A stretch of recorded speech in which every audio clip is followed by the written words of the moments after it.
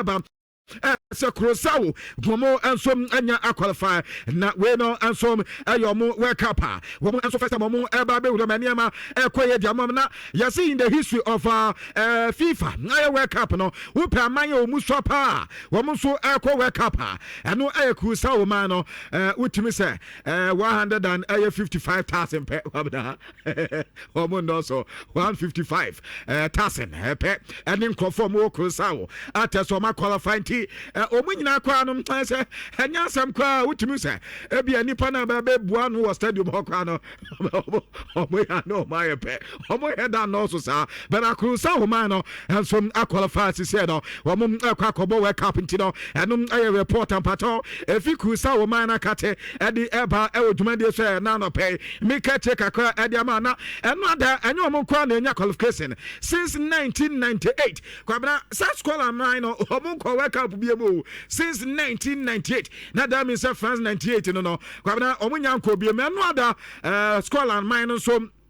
anya qualify at say no omo kwa kopima maniema enso aye kama edi amam nche no reporter eba sisi no ama o ma qualify ma ba be ka no ubenya Haiti wo ma qualify Panama qualify ana enya Kurosawa wo so aba be ka nche no enum aye kama no enso wie pe na won say na yenuanom Nigeria for DR Congo you omu film no na no da ba be ka to say DR Congo e game a so omo eno the main FIFA playoff on bebo for the World Cup no sisi de omanya anso enyo mo opponent omo eno mba bebo sa playoff no sisi amanya omo ko bo sa playoff no eno obenya CONCACAF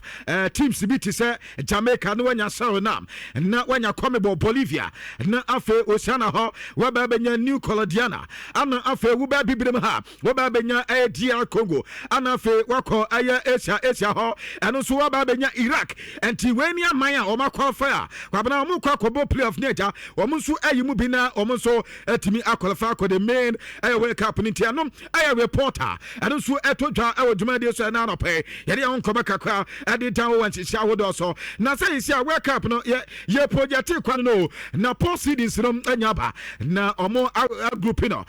in the airport 1 port 2 port 3 na say na community tia me pato mo amadwa ne ye wo YouTube ne de am say dia me kan mo betia say ye pa na proceedings ne ye say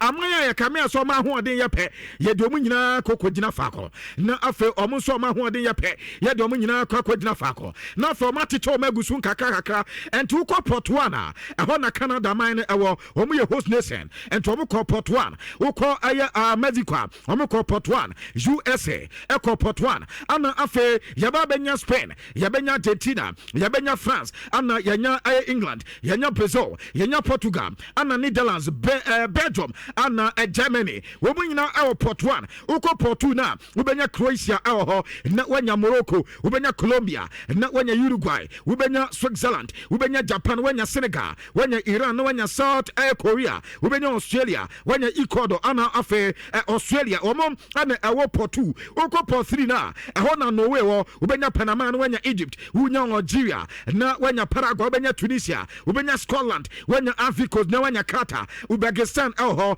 Saudi Arabia no nya South Africa na port 4 ona cheza Ghana yewo ana phase sia no wo mo mba bebo playoff ni nyina no wo mo na eba Ghana sa ye port 1 enti ye ho no port 4 no Jordan ana yewo Kevet ana yewo Ghana na fe yenya Kurosawa ana yenya Haiti na yenya New Zealand enti kwa bana enkoda no mo qualify na eja wo mo so aba ye port 4 and that means say ye ba be taguma ye wo mo ada yine na chese ye ni ombesiesia na chese niama enso etima e commenti anom aye reporter every FIFA kate edi eba the proceedings na no pe no make kire kakra edi ama wo hihia wodo nyina so na eno ada ko Europe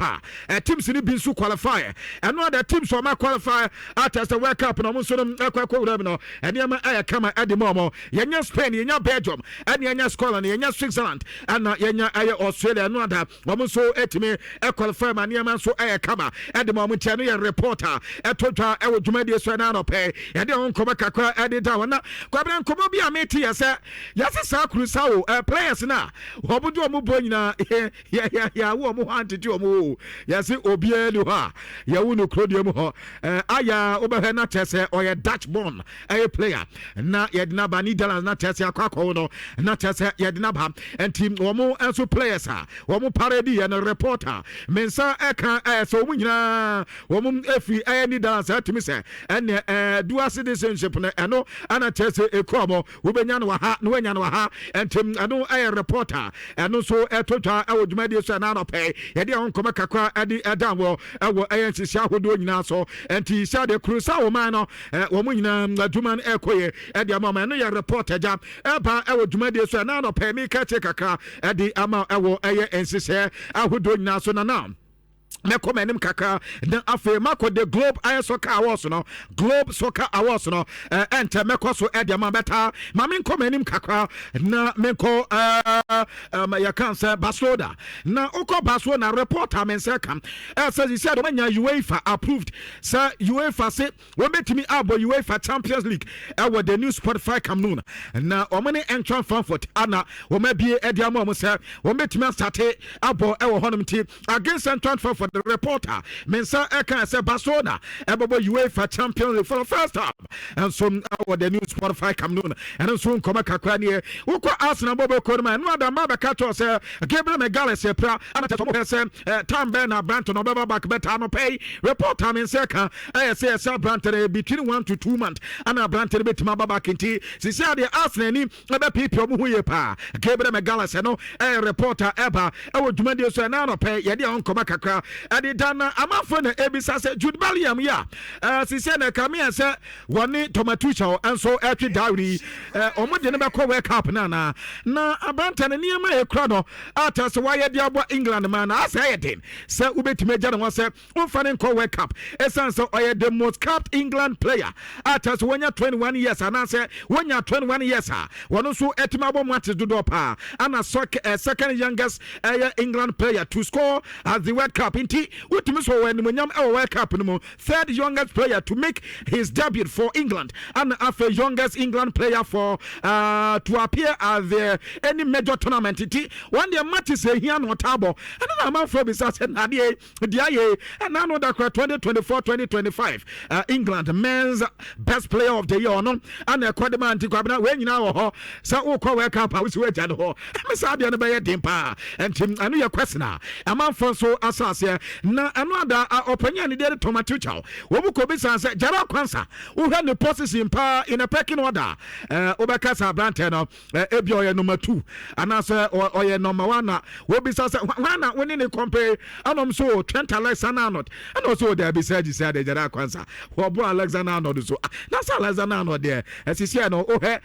jara kwansa wono day in day out no we qualify kusina osi akatemia afa Euro so under 21 ban so obonti or a little bit ahead of Abranta the dinade Trent Alexander-Arnold inti that means so opikia am so be jara kwansa eja Trent Alexander-Arnold ho ene yankoba kwansa etotwa e wo dwumade so na no pe me ka che kakra edi ama e wo yansisi ahodo nyina so na kwabwade afa for aya globe soccer award no fama me na menkuko coaches no so wo mo nominations no mo menya no mizisi su kakra Xabi Alonso ni dinaba wo mo edi Mikel Arteta ba ana mo di Antonio Conte so ewremo Luis Enrique ewremo wo mo di Hans Flick ba wo mo di Ancelotti ba Roberto Martinez ana wo mo di Enzo Maresca wo mo enso division company ana mo edi Howe so ba enti we coaches so mo pre na ye yi omumu ba kwa tese e ban the Globe Soccer Award wo mo ana tese oye best air coach of the year 2025 me pato players nso edi aba na players ni say na esi etie uhe players ne padia Abranta ni dini edi Osman Dembele ni dini elho yenya Abranta ni edi Gianluigi Donnarumma afa Duseye Due ana yenya Victor Gyökeres yenya Erling Haaland yenya Abranta ni edi Victor Valescalia yenya Harry Kane ana afa Vinicius Junior yenya Alexander Isak ana Ashraf Hakimi elho afa uko Robert Lewandowski onu apiemo wamama eye Lautaro Martinez Kylian Mbappe ana Scott McTominay akudano ne form ne ya me pato ni no meneta Tavares Romo, Omedi Declan Rice aba, Omedi Hafinya, and so Romo Omedi Pedro aba, and Omedi Kopama swaba, Omedi Michael Olise swaba, and Omo Edim, Abranta Dina Edi Fabian Riz, Omedi Muhammad Salah, and Vitinha, and Aya Florent Vet, and Afe, Abranta Dina Lamini Yama, and T winning players are, and the group soccer for Netase, nominates for the men's house, no, and Tim Nano Aya reporter, Tota Ewo Jumedia Sanano Peno, Mika Tekaka, Edamafe, Famiko Cristiano Ronaldo, and another Ronaldo Equa the White House, na Ronaldo Coeno, Cabra, and need some say, and no Ronaldo Aqua Jineni Pa, 1 year Casafo, and him trip. Ana akwakosia ana womo enso akwakodin kobo na reporter menseka say another Donald Trump enso ekasai na another Donald Trump say in fact Ronaldo bana another oba no ama nani agiye pa reason nyina ye say ne ba ko wo firi Cristiano Ronaldo ye papa wo ye ne fan anti another bana wa bana de ne ba ne din ade Baron Trump nani ba giye pa say ono so etima essence yeka wo mo fili Cristiano Ronaldo ne ba ne dina de Baron enso edimu titima ye pa ento ma Ronaldo kwaba enso atesampa ba na aba na nidie enso ewo mu ye pa no Donald Trump no a woni Cristiano Ronaldo bo enso esia na tese enso nkoma kakwa eja etodwa na ena no pen me kete kakra edi ama awan chicha wodo nyina so na eye dina ana tese mo have ye okọ enyo no nkọ no ankasa ne wife enso etimi ekobiti eno ye de etodwa Saudi crown prince or one casa other church will demon to mina yaso no na tese ato nsa edifre Cristiano Ronaldo nti anonso kobaka kwenena anona Chelsea player your friend Estevão Willian Kabana answer at the age of 18 yasi Brazilian national team no was starting 5 matches was 5 goals was starting 5 matches as 5 goals now above of you say sa goals contribution we na akoda no asase edi metim na yade a ebebo ne career ye pa na watesa ampa ball no onim nipo enti no ye reporter mate from Estevão Willian but Sisia Madrid ebe dealing with another injury Eda Militao reporter men say can say within the next 24 hours you know Abranta be kwa akoye surgery na sane surgery no me pato da bi obakwa akoye test sane test no me determine sa Abranta no prana plano de beha no atese surgery sambebe ma na say ne si 20 no de free Madrid akate de eba Julian Gilsman head coach of Germany ye bi sansa ka Havertz pra tambe na Abranta no back this season wa game back up de man na bobo ko no teso ka Havertz ne de ohema ankasa afi nko na wi de likely say Abranta no betima recover ansa na afi mpo ebekọ na wi etimi akọ na wi entim anu ye the only thing we betimi aka enso afa Abranta no say ade say sit back akra ana abani ni injury no say entene mani nyina ba kaba edi amaka Havertz nti anu so ne na Manchester United on say last season ye bo season wi ya opanya ne de Ruben Amorim ani Antoine Semenyo ekoye dina na sa dina no mo ko have ye kwabna yesi na yesi Ruben Amorim se wo peso hu Antoine Semenyo ni suban ye sampa okofa na obetimi aboa Manchester United abeta no pay reporter free Manchester kati eba yese Manchester ye worry the player ne de wo munya na nkomo pena sa 65 million pounds na wo mu kwa twere no na aye tene enso edi amomo Wesley Sneijder and ye bi sanse Lamine Yamal aye player wono Barcelona na owo wo dati atwimi sa Abranta betime akosi aka o Premier League nima na ano so Lamine Yamal de nyame anim ne dia ohu ene dia Abranta ne eso chese Samuel Lionel Messi ye de ma Barcelona and the same thing ana akoda na be the next 10 years no wono wo gidi say Abranta betena Barcelona boboko no sisi oso ko Barcelona bo wonu ko no ma wono no ye superstar ho ono ye star player kwabana star player onya sika say obesi danwe ho so oko Premier League ana so oko Germany ana so oko elsewhere wo na dwe ne say obetena Barcelona che maybe a Lionel Messi ye no enu bi na teso no so ebe ye ene ye Wesley Sneijder enkoma kakwa so odi tuja na no ada Cristiano Ronaldo mpacho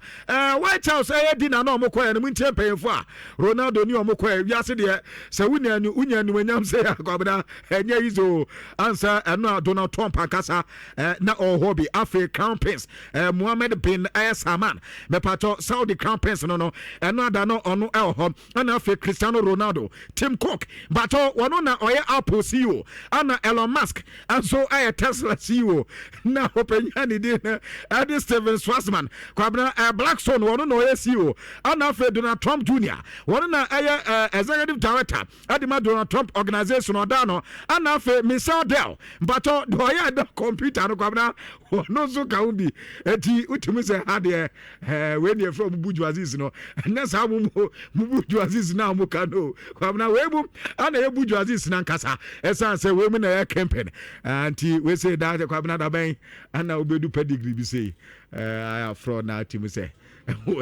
when you pay for ACA na ja we mu no from the movers and the shakers. Okay. Movers and shakers na they turn no. Paying for no other muko meeting as no. Nya for na boom. That day. That day. Where I could that day. Pay for any anti the turn no. But Kopama says I started training no. Kopama says din ama. Yes he say na child phone fee say 25th. Is a date in Ankasa, the whole calendar is on the 25th against Barcelona. And the battle Baza for Kopama ba, my main fan 7 and for Asian say, dear, as a Hunya on Sakano, Anna also on Sakana. John Terry say, a video at Yasia. Sammy says, Savao no, or Bobo, Eddie attending ma, San Seven Mokanam, he said on Ankasa Clay, because as Savao born now, Bono, John Terry say, what Yasia, a man forecast will be to me, and Bobo. Eddie attend ma afia de no wate ase ye pa enti latest update atese ese won saka ana mede ama we kwabra se eno ano no ene de me ye wo de de man to ansem enwa amuntimi nto no me ye de ma amuntimi eno kra me wo ayi bi ka wo ho eno minim se de afifin so ba definitely okay ye be ka omo se anto ansem enyo so o trigger ni we na the contract that release cross near saying 65,000 and a Manchester for is in the boarding 65 million pacho 65 million pounds right and a Manchester for is in the boarding ne boy dey and no near there Manchester he is serious no near there Benjamin Sesko you to Benjamin Sesko 85 million euros what the pounds man 74 million pounds mo pese mo chese Benjamin in Bobo chan Benjamin Sesko he akosi we asema me beka mo bi nkase bia me Ghana ni ntina me kawi look me say me ye ebia ma team and I'm your coach and I'm a best striker gina me team animu ha near the Benjamin Sesko gina ho near the Antoine Semenyo gina ho I will choose Antoine Semenyo okay Benjamin Sesko we oye kokoni ni ntia na daddy daddy mboamu de say untimi for player bi antoto no daddy mboamu de say o free daddy co chairman ba ho bo no enye easy granty me Manchester na me sremo monyene mo na munye team ni na munya isa na ne board okoto Antoine Semenyo 65 million o se ne board na Benjamin Sesko no ko fa ne ba ya omo bo papa bi ankre to nzei asa mo pita mo na enko fa branch na omebo na Benjamin Sesko ni de on fa yenkusi ba bia okay